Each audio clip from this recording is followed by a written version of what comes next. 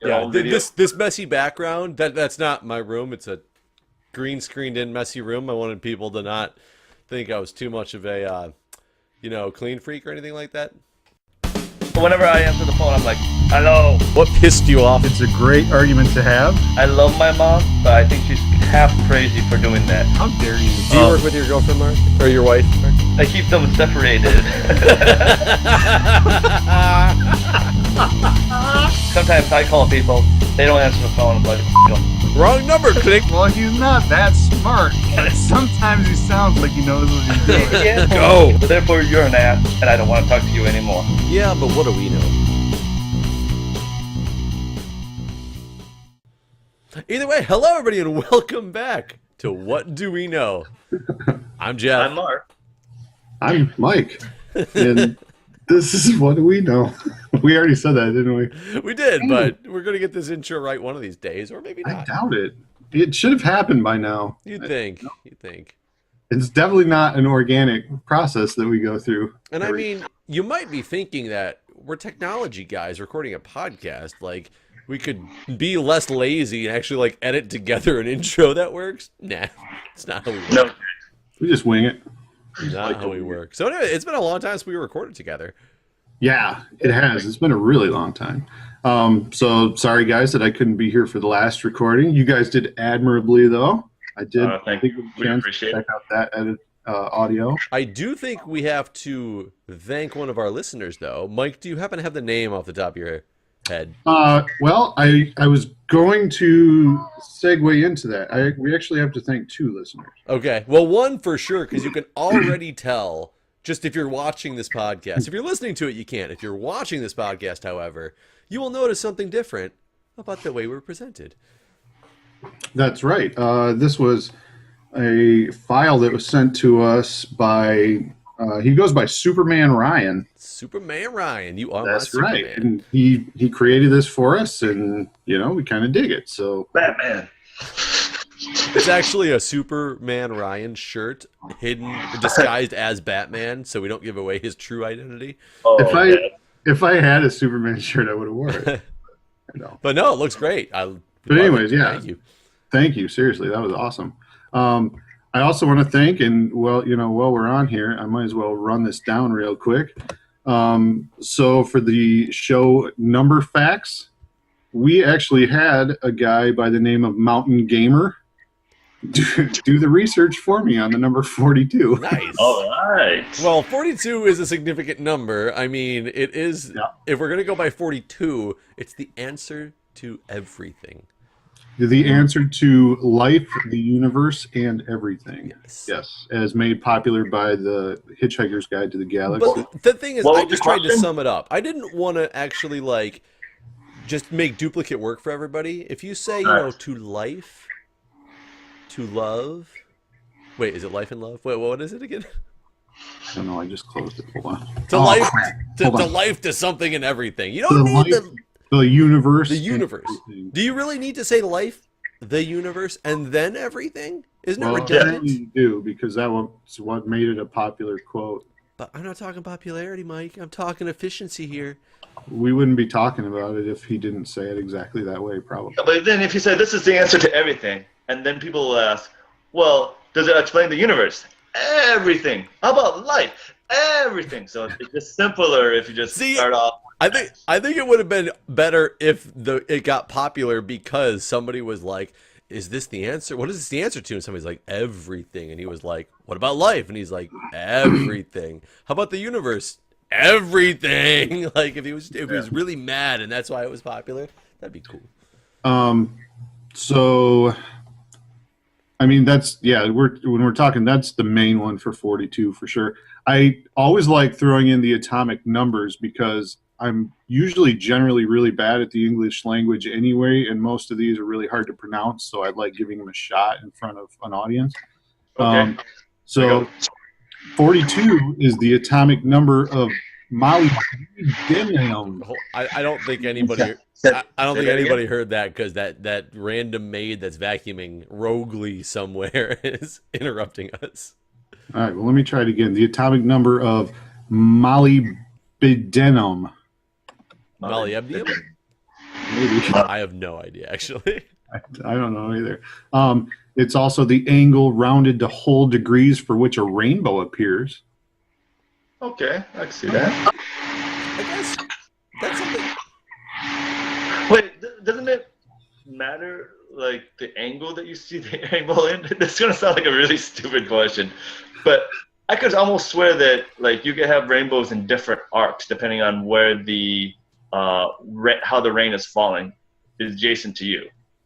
I mean, I was going to say the same thing before the maid rudely interrupted us again. But I guess what does that mean? That the end of a rainbow is always the exact same distance away from the start? I have no clue. I would imagine based on the spherical shape of the Earth, it's just generally in about that angle, degree of angle. I question your facts. Well, number one, this is Mountain Gamer's facts. And number two, I did do the homework and fact check his stuff, and it is listed on Wikipedia. I know that's not like a... He just edited Wikipedia right before he sent that to you. So you're like, oh, I checked. That is a good possibility. And this is the last fact I'll throw out there. This is the last one Mountain Gamer listed. In the Japanese culture, the number 42 is considered unlucky because the numerals, when pronounced separately, shy nai. Is that how it is pronounced? Yeah, something like shinny. Sounds like the phrase unto death. Yeah, because sort of.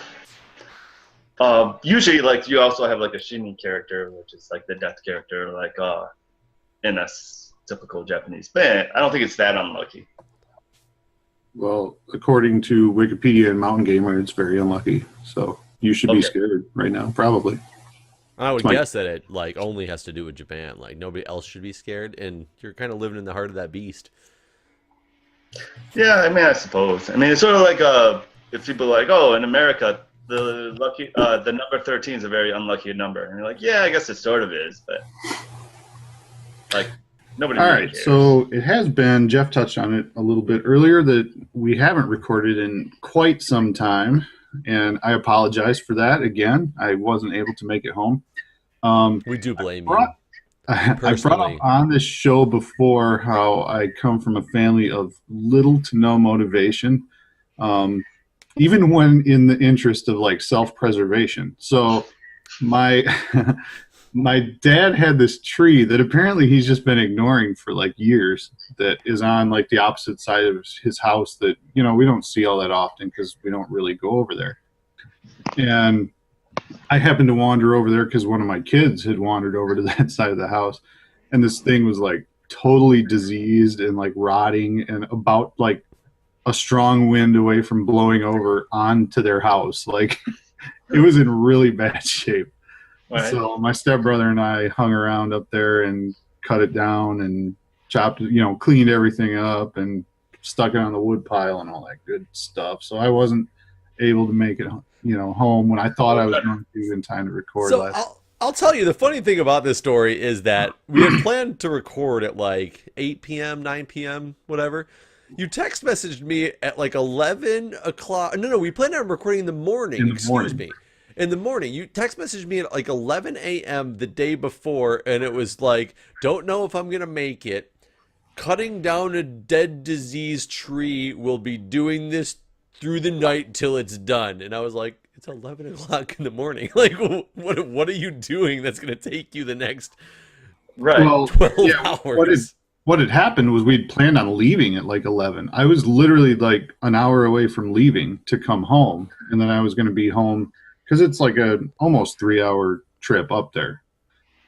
So when you talk about I was leaving at noon, I'd be home by 3 p.m., have a couple hours to mess around, get the kids to bed, whatever, and ready to go for recording in the morning.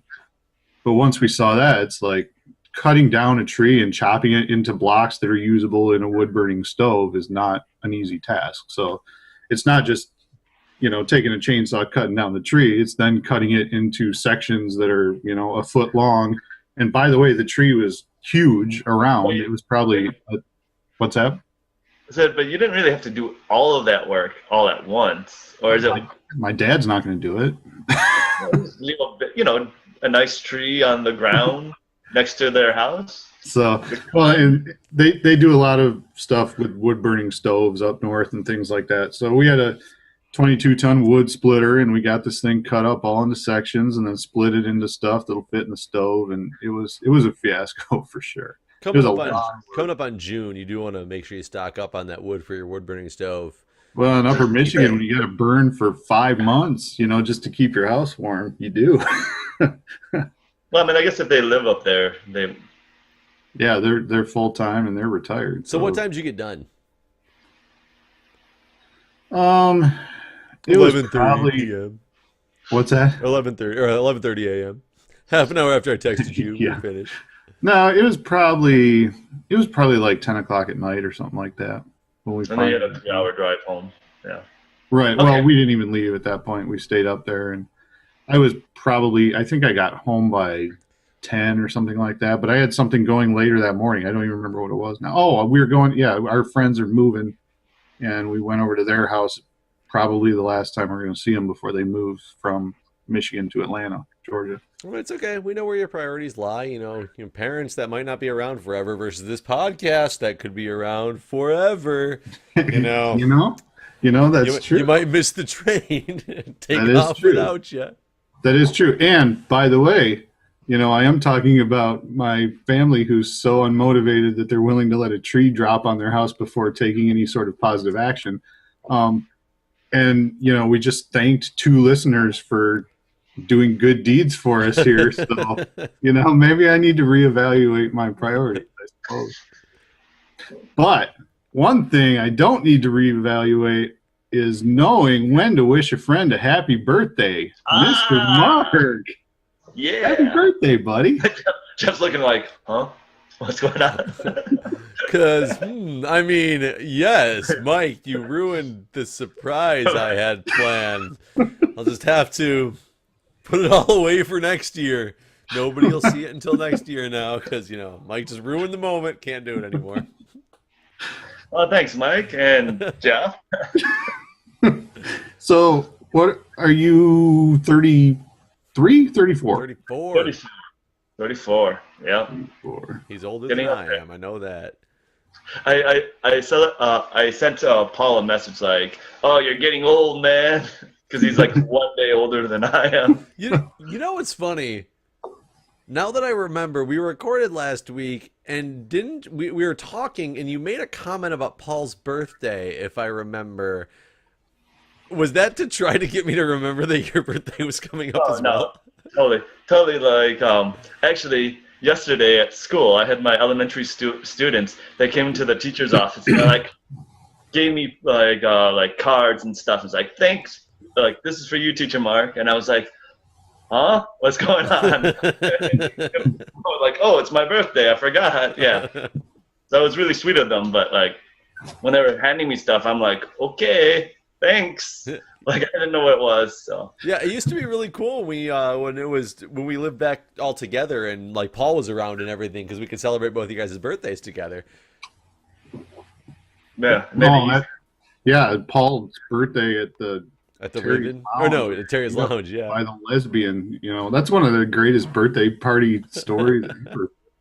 We've discussed that on this podcast, right? We have, yes.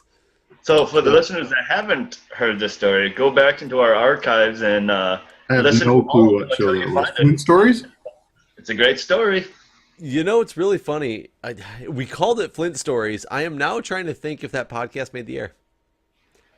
I would have to look through the archive to find out because we had a series of podcasts that didn't make it to air at the beginning. That's true because we weren't very organized with how we split up I don't think it's a video one. It's definitely not a video one if it definitely is. not. Well, we'll look into the archives, and when we find out later, you might get this story actually in full glory one of these And days. you know what? Another way we could probably do this is I know we have several listeners who have listened since the beginning because they're constantly posting on, the YouTube and everything, emailing us and things like that. If any of those people who have been listening since the beginning know this story, tell us that we've done it. That'll at least jog our memory a little bit. You know what would be really entertaining is to actually, if we try to do a contest about our podcast, because we'd probably inevitably put in facts of what episode did we talk about this, and we probably didn't even we probably cut it out.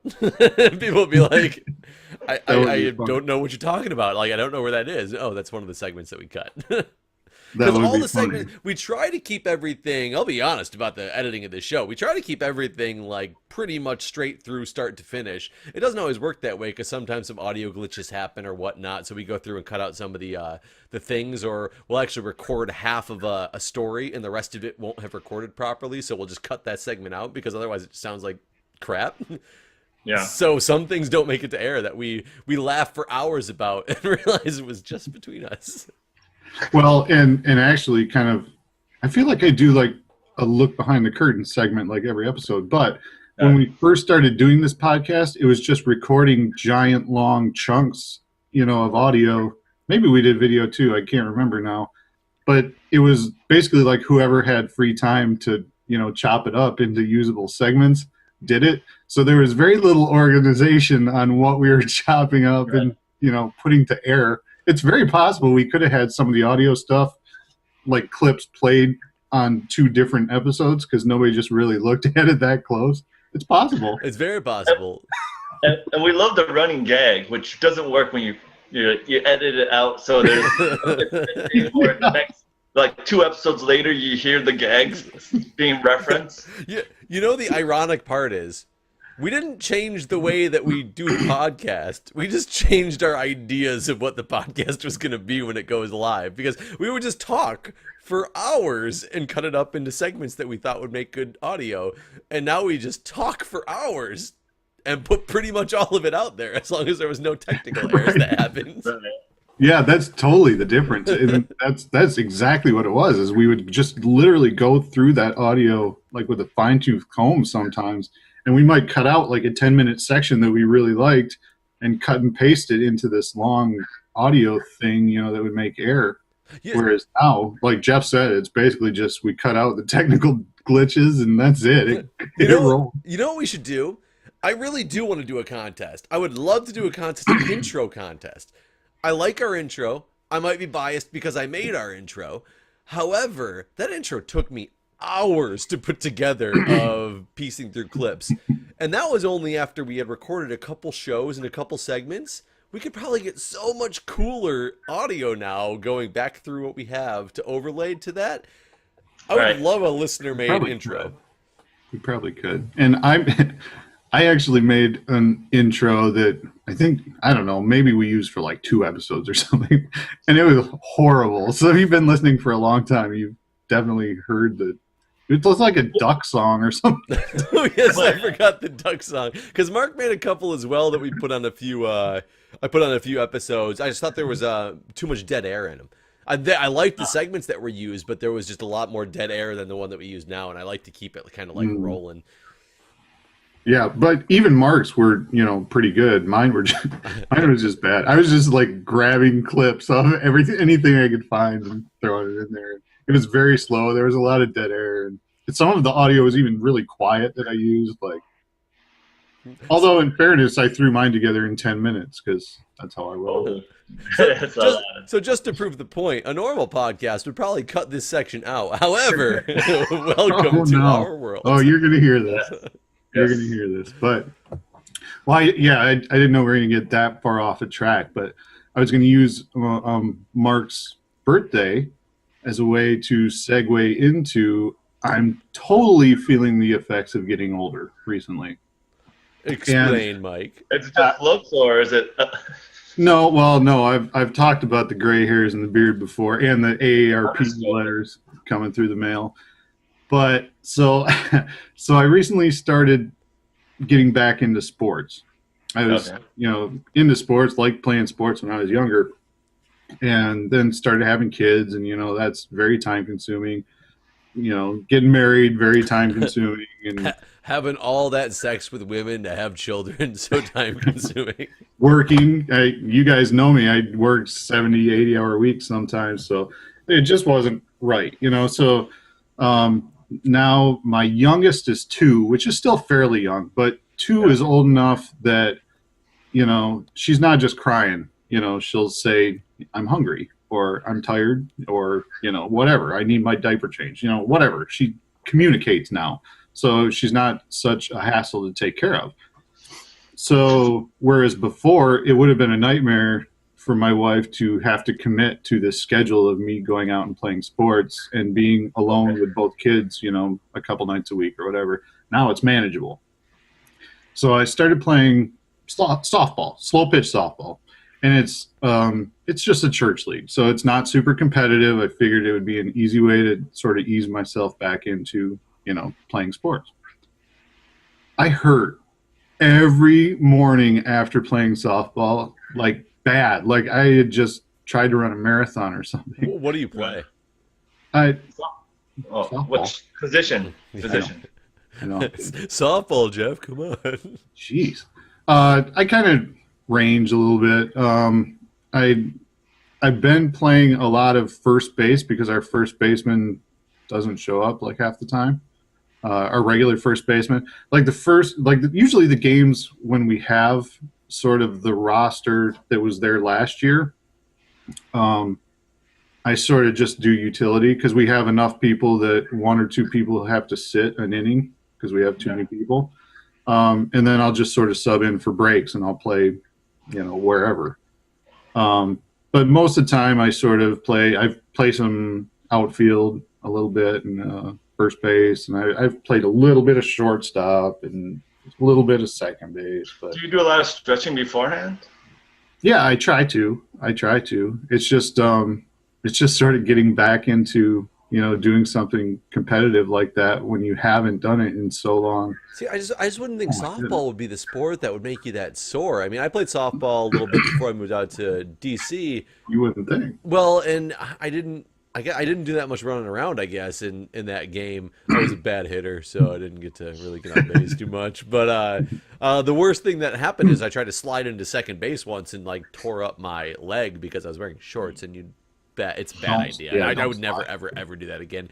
But that was the pain that I got from softball. Other than that, it was pretty much, we went out and we played a game of softball, and our team was not the good team. We just had fun out there playing. Some of us did. Not everybody did. Some people always take those sports way too seriously, no matter what kind of league you're on. But we'd play, and then we'd go drink, and then we'd have a good old time. Well, I have, Jeff, and you'll know what this is, plantar fasciitis. Okay. So, and Mark, do you know what that is? It means he's dying. I'm just kidding. It's it's this strip of muscle basically that connects the heel of your foot to your toes. And when you it happens to a lot of runners or people like me who are just getting back into sports after, you know, a layoff period, where that muscle isn't used to that. So you're kind of overworking it, and it develops these little tears and things like that. Right. And it's somewhat painful when you're out doing it. It's way more painful like the next morning when it's been just sitting there idle overnight. Right. The first step out of bed in the morning, it almost buckles my knees some mornings. It hurts so bad. It's unreal. Is it really swollen? Like noticeably swollen? So, I mean, fasciitis really officially means like swelling of the facial layer. I can't remember exactly how you pronounce it in that terminology. Fascia. But I think it's fascia. Fascia, the swelling of the fascia, but it's one of the layers. I just didn't know if you could visibly see like this huge. Well, I'm really good because it's happened a couple times now. About as soon as I come home, throwing a big bag of ice on the thing and sitting there for 15 minutes. But it's just one of those things where we used to play basketball all the time, just run around like maniacs, and well, it just gives you for that. muscles that you haven't been using for a while. So after a while, I think that pain will be reduced. But I have something similar to it, but it's a little bit more embarrassing. Okay, go on, Mark. Proceed. So working out and stuff, not a big deal. I mean, sometimes you get a little back pain, whatever. But with aging, this is what I've been noticing is when I sit on the toilet too long, my legs fall asleep so much harder. So, okay. I can barely walk when I stand up. Like, Okay, so I have to ask, what are your bathroom activities? what do you think? So I will tell you, I very often, when I'm working an office job like I am again now, I'm going to probably start having the same problem, because what do I do when I'm in the bathroom at an office when I'm just I'm stuck there all day. Like, it's a break away from, like, even though you're still sitting, it's a break away from the desk, like to go sit on the throne, you know, it's a break away from the desk. It's just something different. So you have your phone games with you. So what do you do when you're on the phone? You bend forward and you put your elbows sit on your knees, which is cutting off circulation while you sit there and you. No,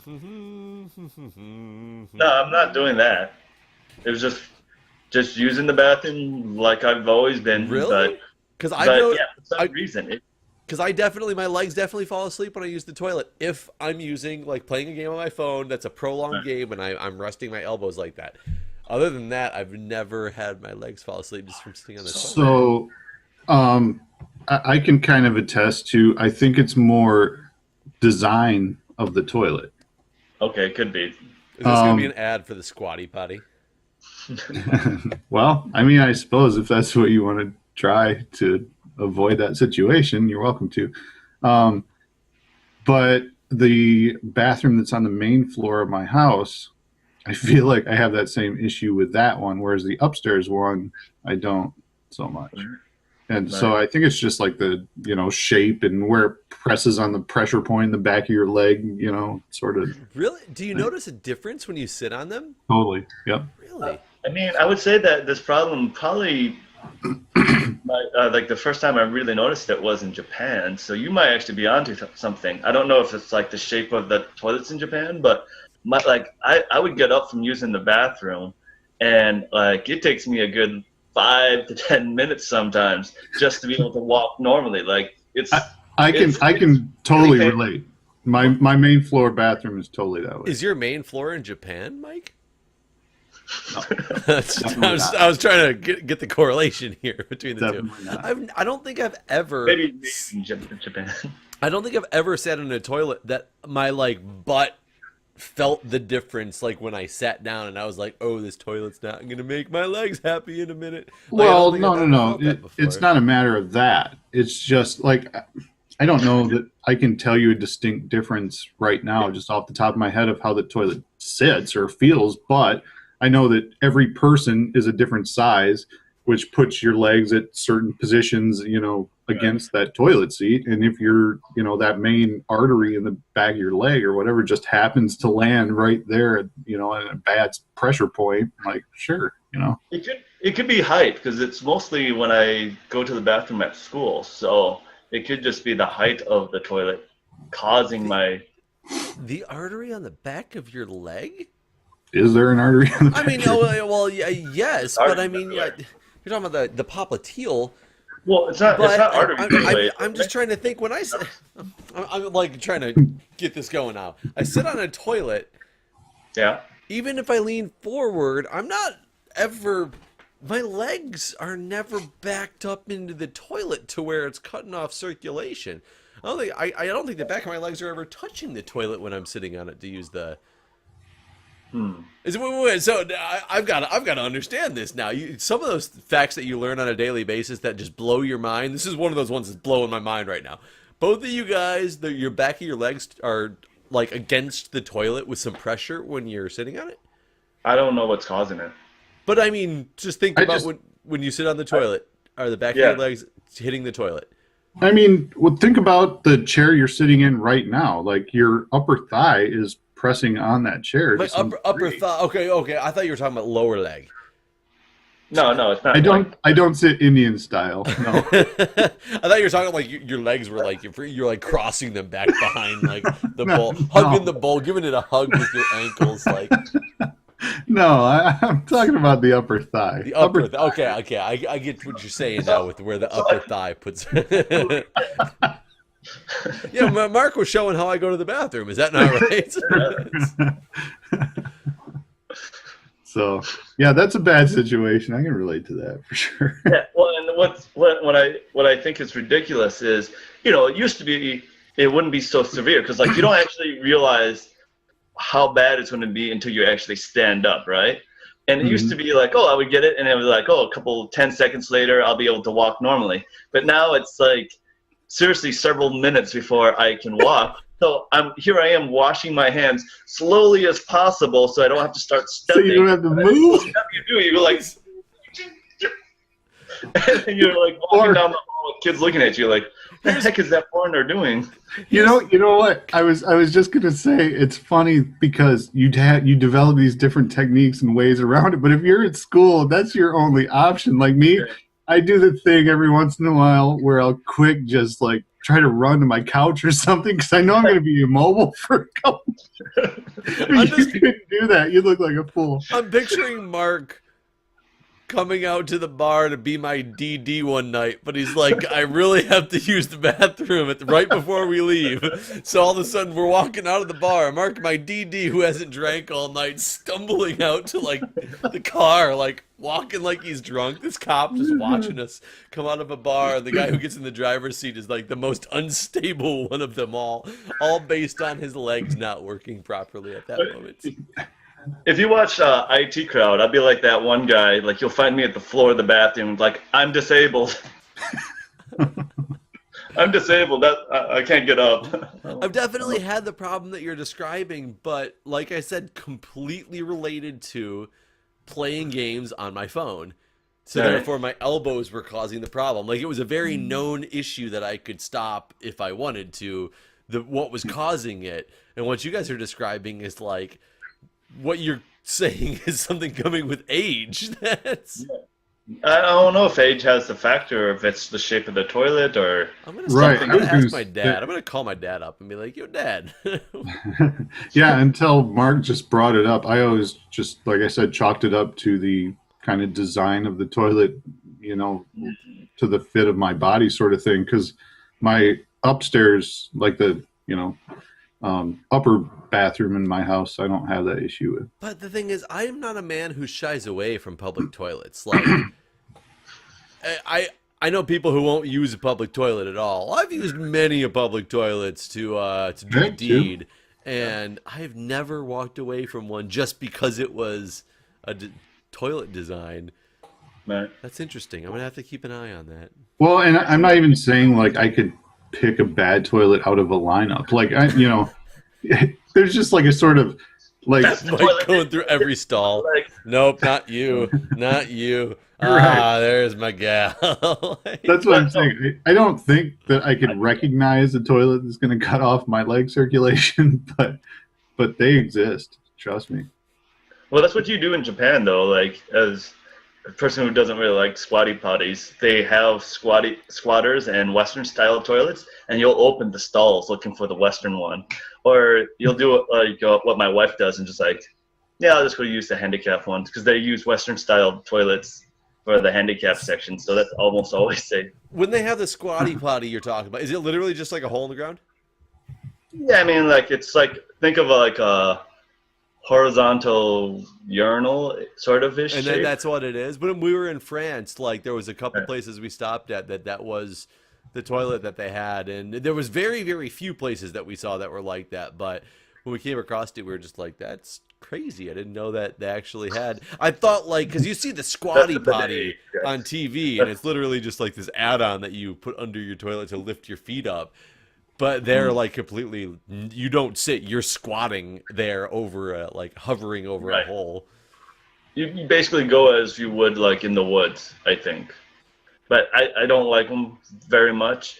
It took me like maybe my first 3 years in Asia before I got used to being able to use them without removing my pants. Because I mean, you're squatting and you're like, no, I'm not going to risk it. Like, I'm not going to risk making a mess on my pants. And then what do you do then? In another 3 years, you'll be reading the paper like a normal, like, Easter. I mean, I can use them okay. I mean, I don't really prefer them ever, but, you know, I could see why some people like them.